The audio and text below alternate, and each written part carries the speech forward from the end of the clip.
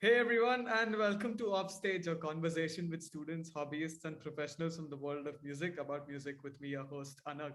And today I have guests Vasundhara Das and Roberto Narain.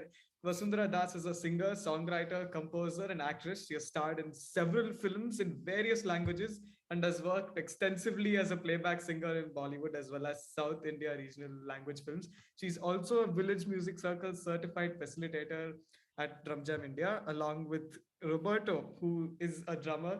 And fun fact, he used to play alongside Kedar Vikunayak, Octavium's founder, who's also my dad, in the as part of the band Warden. And he's also the founder.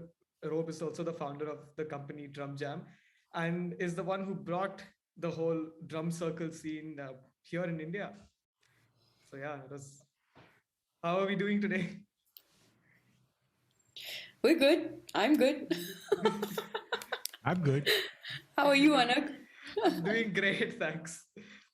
And today's episode covering the incredible musical journeys the both of you have had, both individually and together, would probably take like 5 episodes or so of of Offstage. So I'm gonna try to structure my questions in a way where we can cover as much as possible in today's one episode and today's time that I have with the both of you. So to start off with, could you briefly give me a little bit onto how the both of you got into music and decided to take up this field in career? Rob, Let Vasundhara start. let me okay. For me, it was at home, Anagh. I was, lucky enough to be born in a house where there was music all the time. My grandmother was my first um, teacher. She used to actually teach at home Hindustani classical music. So that's how it all began. And, with a family that's really kind of musically aware and had access to teachers and stuff, it was quite simple in the sense that my mum was really the driving force behind my music education, which was parallelly going on along with school.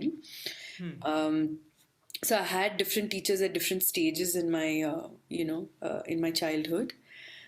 Each one of them contributed immensely to my, my skill. Right. And then from there, I think by the time I got to college, it was pretty clear to me that music was the only way for me forward. So, although my parents were apprehensive, and I remember there was a meeting with your dad as well at that time. Yeah. I recently heard about the story. Yeah.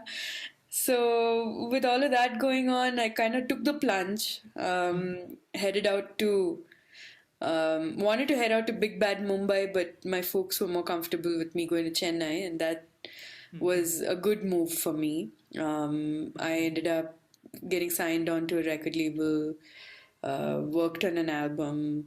During the workings of that album, I started, getting introduced by the producer of that album to a lot of music composers in Chennai at the time, started singing playback.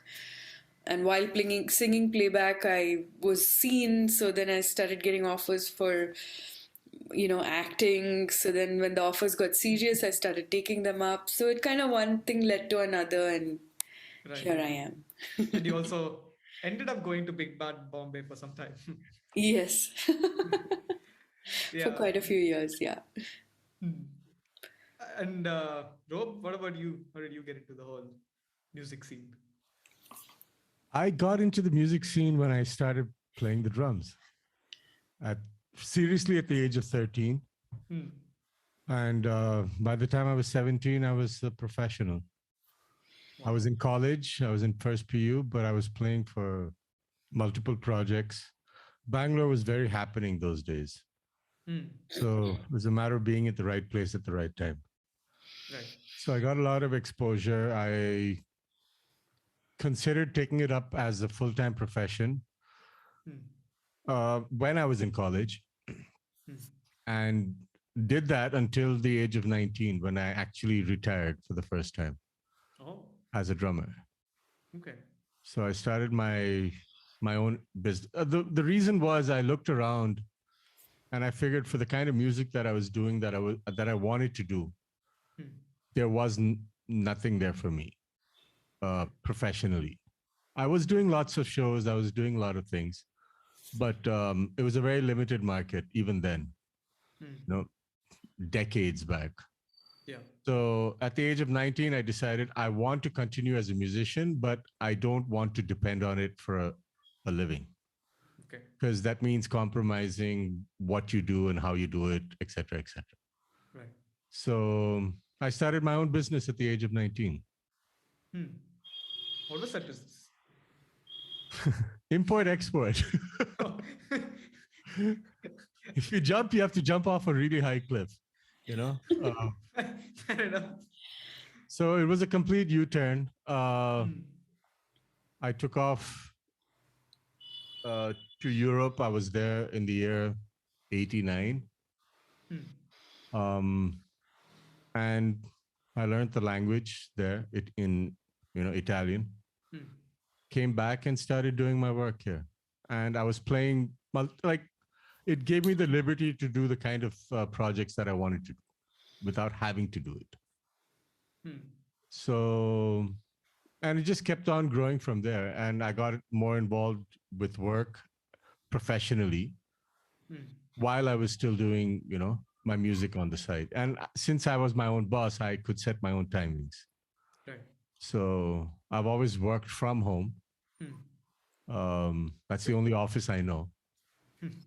So whether it's sitting at the kit or sitting at a desk and doing stuff, it's all been happening side by side. Right. So that's the path I've always chosen, to be financially independent, to have the choices of deciding what I really want to do publicly as a musician. Okay. Then what led you to end up doing basically music stuff full time? Because you said originally you weren't going to do that, or you didn't want to depend on that to be your, like. Well, not financially, yeah. Yeah.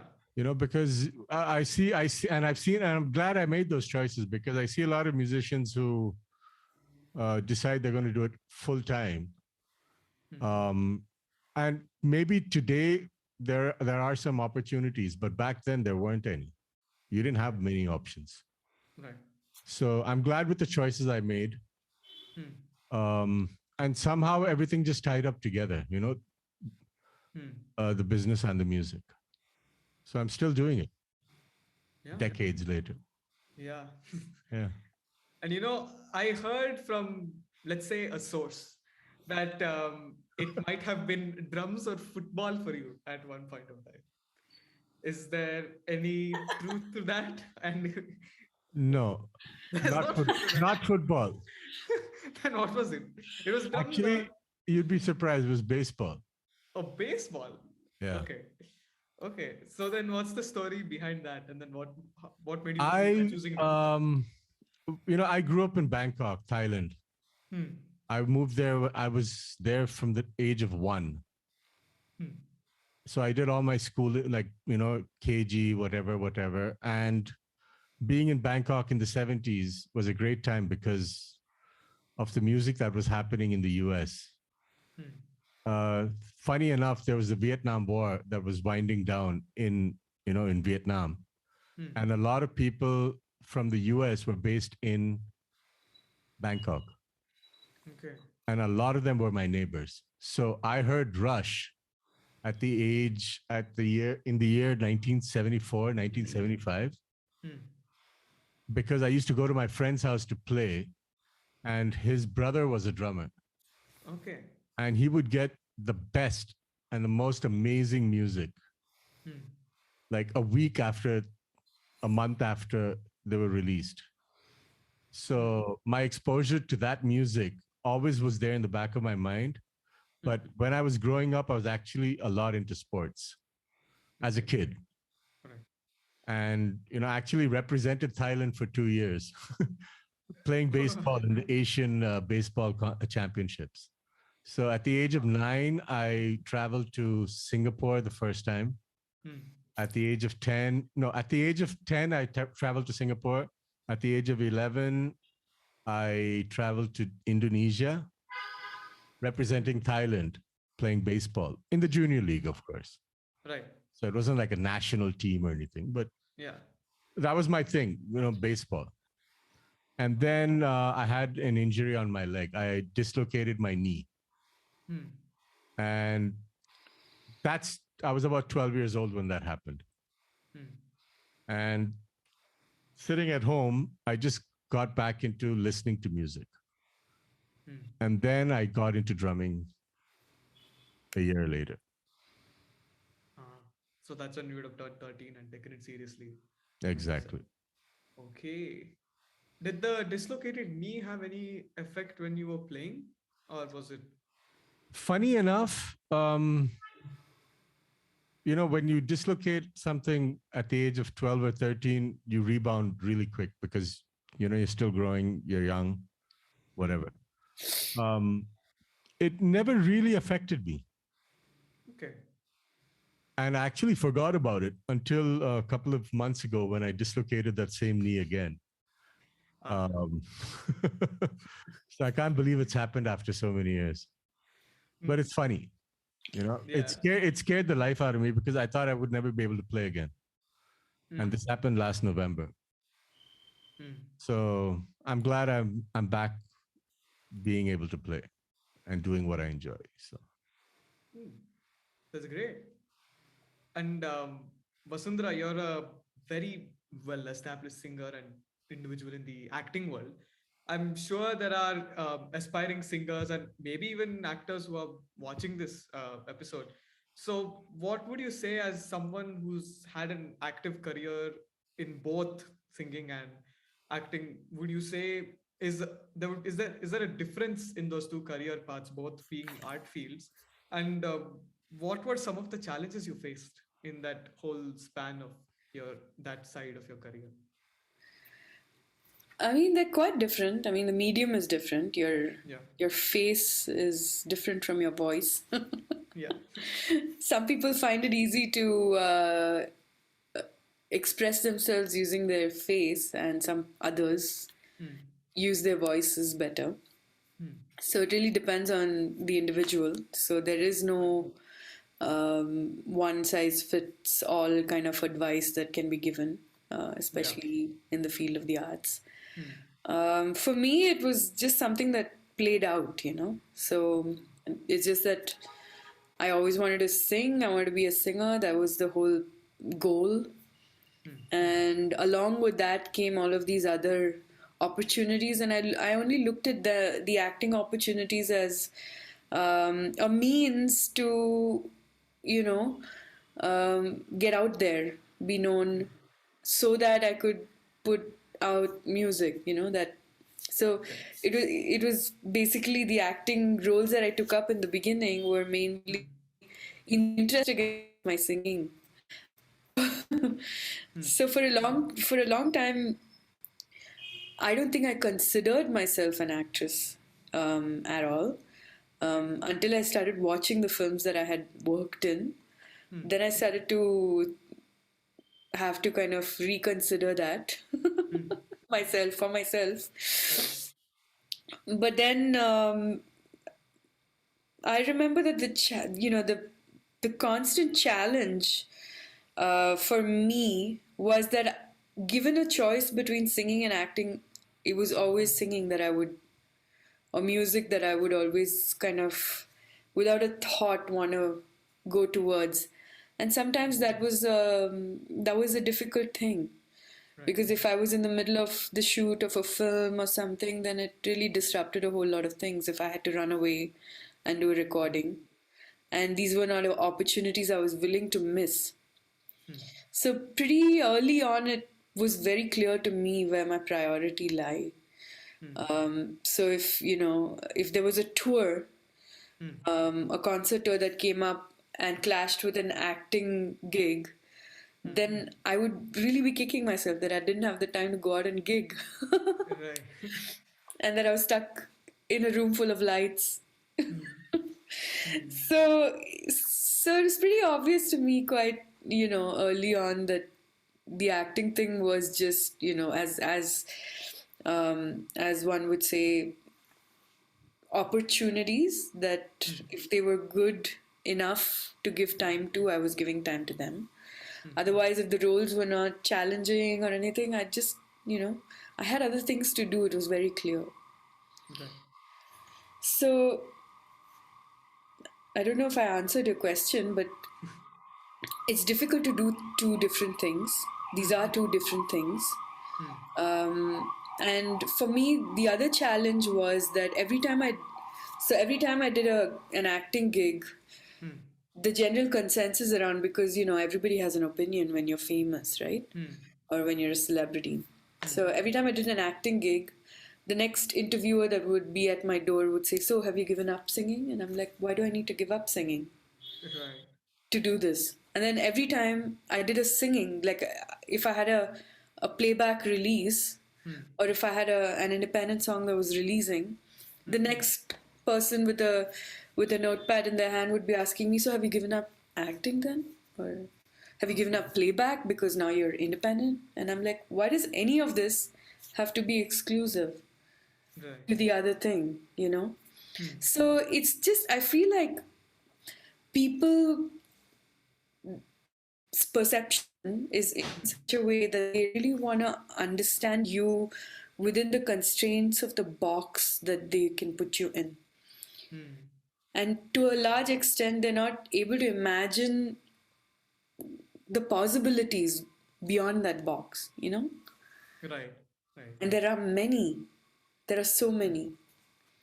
And so for me, that became very challenging to deal with.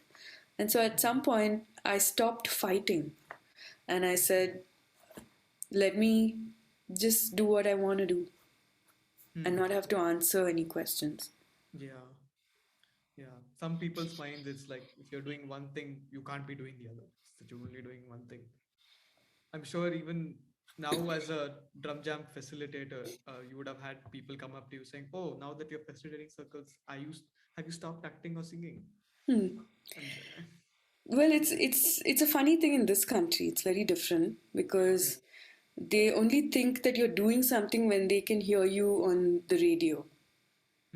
They don't consider the fact that there's a whole lot of stuff going on that doesn't play on the radio. Yeah. There are only certain channels, exposure that are available for your average person on, in any city or town, where they can be exposed to your work as an artist, especially as a performing artist. And if you're not in mainstream film, or okay, now we have OTT and that's a new reality.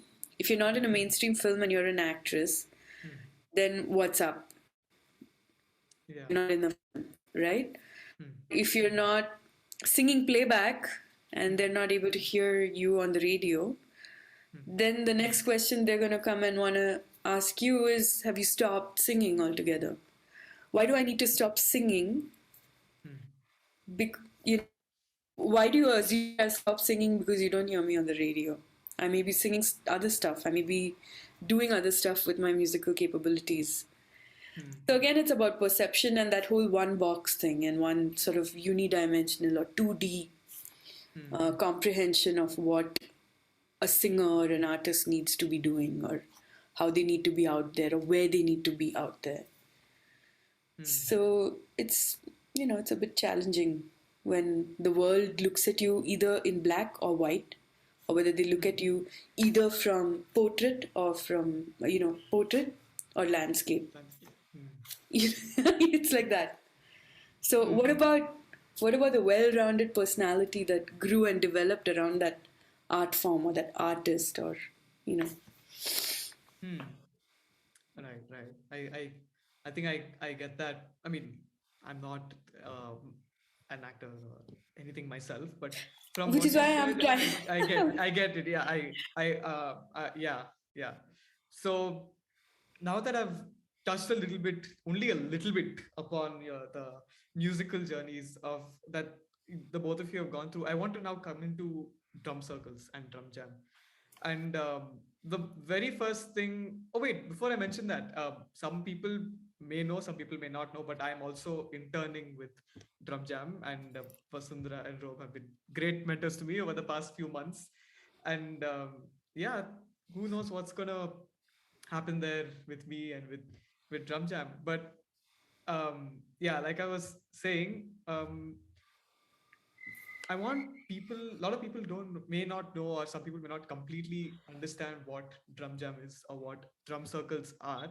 So, for the very first question that I have in terms of the drum circle side of things, is what the drum circle movement is. And as individuals who have been in that scene for over a decade now, how would you say it's evolved or grown? And especially since Rob, you were the one who brought the whole concept of drum circles here in India, at least.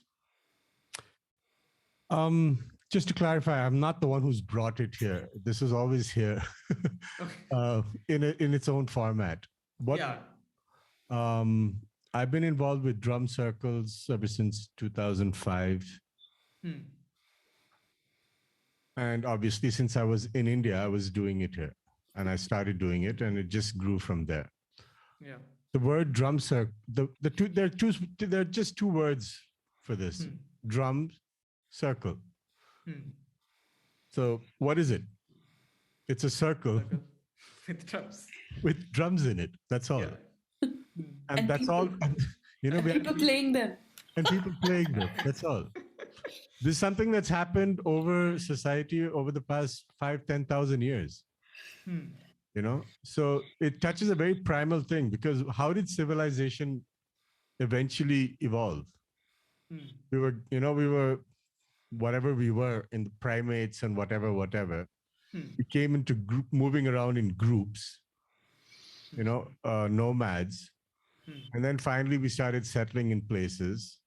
And then we started sharing and learning and distributing the work. What would happen? Everyone would come back in the evening, sit down over a fire, share their food, share their experiences, their stories, and they would play. Yeah. So the first two instruments that were there was the voice and drumming, probably. Followed maybe by the flute. I think the flute came somewhere in between, but I don't know. Yeah, but these are all the primal, like early instruments that humans had. So when we're doing that in today's context, in the 20th, 21st century, we're trying to apply we're trying to touch something that's very primal and innate in all of us, universally. In some cultures, a lot more than other cultures. And we're lucky that we're in India, where people have this incredible history and, depth of music available to them. Not just, what's commercial, but also folk, religious, etc., etc. Right. So in effect, what you're doing is you're taking something that's inherent to everyone universally. And you're just making people sit around and play. Right. Yeah. And I also believe I know that there's a global community of drum circles and village music circles, for which there's also if anyone's interested, there's a play shop that's happening on the 14th, 15th, and 16th of October, where Rob and Vasundhara are going to train people on how to be facilitators in the context of a drum circle, and a lot, which is part of the community Drum Jam Foundation. But to become and two of you are the only two certified trainers that are there in India out of 30 globally. And can I get a bit of a backstory on the village music circles and the whole, how that global scene started and how it's gone from there to where it is now? Okay, VMC is a organization run by Arthur Hull, the founder, literally the founder of the modern drum circle movement. This man has been at it from God knows when. He's our teacher. We've learned from him. And he was one of the few guys who actually invested a lifetime doing this and going out and spreading the word. And he's been an amazing teacher. He's had more than 12,000 students, 15,000 students. I don't know, over the decades. And what he's done is he's taken the music of group drumming and applied it in today's context, in today's society. What are the issues we're dealing with? As individuals, as a community, if there is a community. So a lot of the work that we do is actually about building community. So that's the essence and the foundation of drum circles. What's happened in India, unfortunately, is a lot of people have taken it as entertainment in, the corporate world or whatever. And that's something that really needs to be looked at, because when people actually are given that opportunity to express themselves in the right setting, it can be magical. Yeah. Magical for us as facilitators and magical for them as participants, as people, as part of the community. So we try to do that whether we're involved in our corporate work or in the community work that we do. Vasundhara, anything to add on both? So Arthur, yeah, Vasundhara, you can talk a little bit about VMC, the global team, So so Arthur started, I think, spreading this message around the world. He kind of traveled the world. I think he's been doing that for more than 40 years.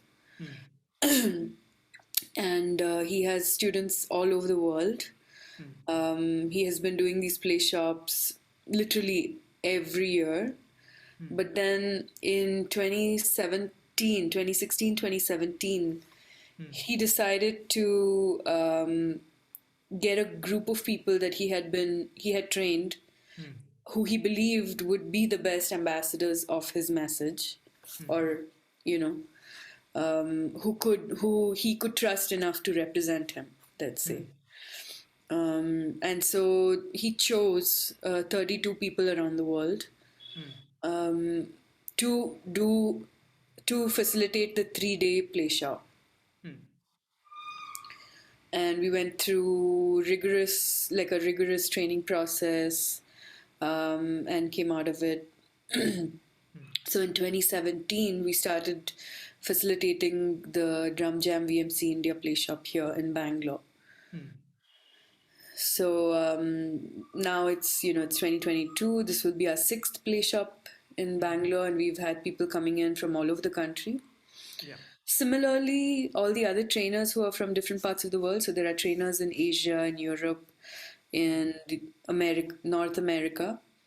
And I think they are now slowly, there is a big awareness of the drum circle movement happening in South America too. So we might have new people join us, but we don't know. But in any case, in India, it's Rob and me that run the VMC play shops. We do one a year, and it's on the 3rd weekend of October every year. Because when people come to the play shop, we do 2.5 days of training, which culminates in the community drum circle that happens on the 3rd Sunday of every month in Bangalore on MG Road. So graduates coming out of the play shop are immediately going into a real live drum circle and facilitating it. It's a pretty incredible process. Yeah, and I can vouch for that. I've been part of 2. The October one is going to be my 3rd one. And yeah, I would also say if any of the viewers who are watching seem to be interested, I would say sign up and join us in October. Just to say that it's not a drum class. Yes, it's not a drum class. Yeah.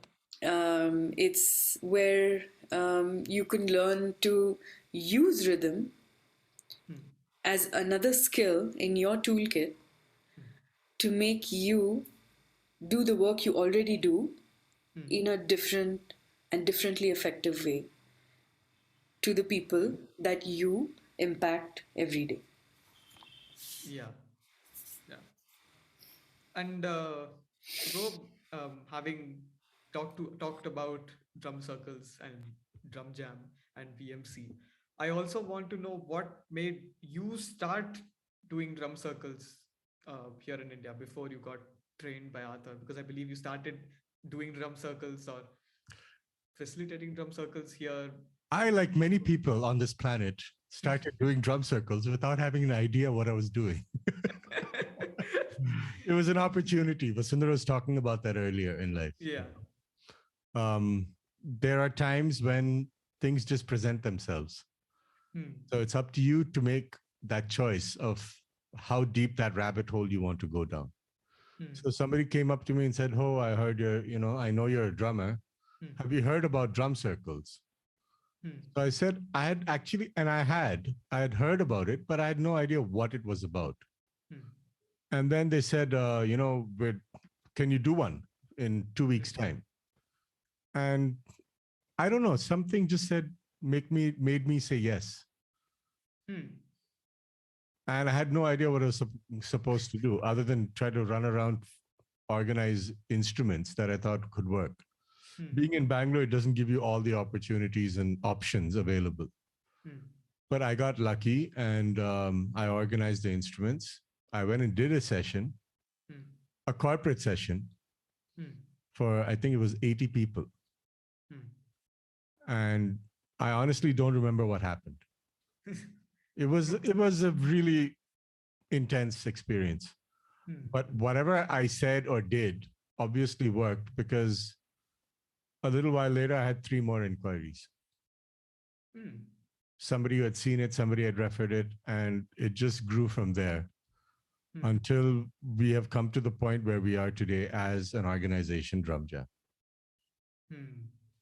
So it's been 15 years as an organization officially, but I think it's like the whole concept of drum circles is not about the drumming. It goes a little deeper than that. It's like there's a whole bunch of oxymorons that can come into, what the phrase I would really like to use is the divine paradox. So, which is a philosophy, if you look at many things in a very different way. So when I think about drum circles, it's all about you, but it's not about you. Right. As a facilitator. Yeah. As a participant, it's all about you, but it's not about you because it's about everyone. Okay. So it's an interesting thought process that you can go through, and it keeps you really grounded. Yeah, that is very a lot of musicians fall into a rabbit hole where it's all about hearing the praise and hearing, the audience and the claps, and, people have written songs about that. But I think this goes a little bit deeper. It's not just about the music. It's more than just the music. Yeah. So it works on so many levels. It's all about your awareness, your point in life, how ready you're able to view these different aspects and approach it going forward. So that's what happened to me. As a musician, I transitioned into a facilitator. I had an advantage, of course. Yeah. But I also had the business angle covered. Because I could speak from their point of view, because I'd been there and done that. Yeah.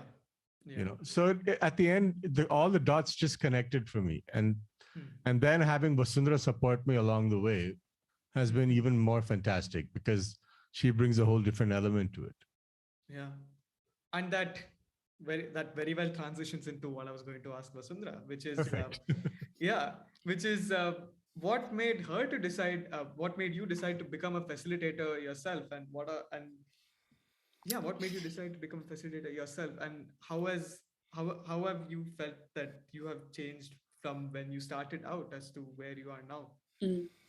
So, honestly speaking, the main reason that I showed up at a training was that it was in Hawaii. And I wanted to go to Hawaii. But also because Rob made me go. He said, you should go. And so we went. for the training. And I mean, for me, it came at the end of 10 years of an intensely punishing schedule of one thing after the next. So it came, at the end of a decade of being on different sets, being in, working in different languages, going and singing one day and going and being on stage one day. So it had been 10 years of quite a bit of stuff. And so just being there, at the campsite where the Hawaii play shop happens, the 6-day advanced play shop happens also in Hawaii and in Scotland, and now in Italy, of course in China and Korea and Japan. So anyway, so we just being out there was like a breath of fresh air, and being in the middle of an incredibly supportive group of people that I barely knew, and then being challenged to be in the center of the circle and being told. So when you're a performer, like Rob said, it's all about you. It had been all about me for 10 years. And suddenly I was in the center of the circle and I was being told it's not about you. It's about everybody other than you right there in that circle. And you've got to be there, not as a performer trying to perform to an audience, but you have to be a facilitator that's going to aid or help the group get to their optimum musical ability within like a very limited period of time. So it was a role of service, And for me, it was literally, if I have to put it, the journey, I call it the journey from the stage to the center of the circle. And I had to shed so many layers that I had collected along my journey as a performing musician. I had to shed so many layers of ego and self-importance and, a lot of those kinds of things to get to a point where I was honestly in the center of the circle to make it easy and to facilitate everybody around me. So that was a very, very powerful journey. But again, I have to come back to the paradox, because you know what it did for me? It made me a way better performer than I had ever been before. Just by going on that journey from the stage to the center of the circle and shedding all of these things that I had collected along the way, what actually had happened was that I had become so much more aware of the people that I had been performing to or performing at from the stage. And that entirely changed. And when I went back onto the stage, they were not my audience anymore. They were still the group of people that were there to be in that moment of music making with me. And so the concerts that came after my experience at the play shop were entirely different for me and for them, because I was facilitating them while I was singing the songs that they enjoyed. And so what ended up happening was that we were a big chorus. And everyone was singing every word of every song. Wow. And so it was so much more than just a concert where, people are sitting and watching you and they applaud at the end. No, they were jumping at every beat. They were singing. They were dancing. And it was a celebration, So the performances were just on a different level. Wish I could have witnessed that. I can only imagine it right now. So it really changed me as a singer, is what I'm trying to say. So if you're a musician and you're willing to be honest when you make that journey from the stage to the facilitation point at the center of the circle, it will change you forever. Yeah. And I think that's a great note to also end this episode on, because we've also pretty much run out of time. I've done my best to cover a little glimpse of the journeys that they've had. I think I've said this the third time now. But I think I've done my best to cover just a little bit of the journeys that both of them have had. And I know that they've had some incredible journeys. Unfortunately, time does not permit for us to learn about those journeys. But yeah, thank you for joining me in today's episode. This is episode 24 of Offstage. And I will see the viewers in the next one. Good night. Thanks for inviting us, Anagh. Of course. Thanks, Anagh. Bye. Bye.